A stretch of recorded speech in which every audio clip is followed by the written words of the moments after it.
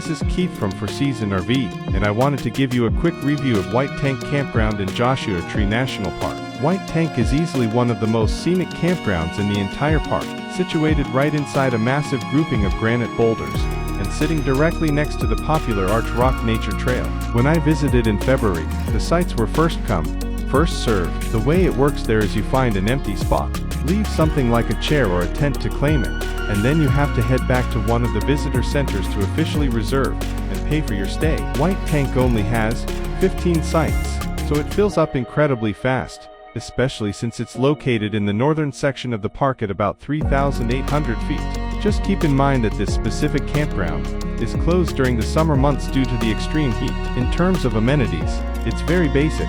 You've got a pit toilet, and that's pretty much it. No water, no hookups, and no cell service out here. The layout is very tight with narrow unpaved roads, so I definitely wouldn't recommend bringing any larger rigs in here. We stayed in Site 9, which was a really nice looking spot tucked right against the rocks, but there's a catch. It sits directly next to the busy trailhead for the Arch Rock Nature Trail. Because of that proximity, we had a constant stream of hikers walking right through the campsite all day. We even had a few people who thought our picnic table was a public resting spot and just sat right down while we were there. If you're looking for total privacy, Site 9 might not be for you, but if you don't mind the foot traffic, the location and the views are tough to beat. Thanks for listening.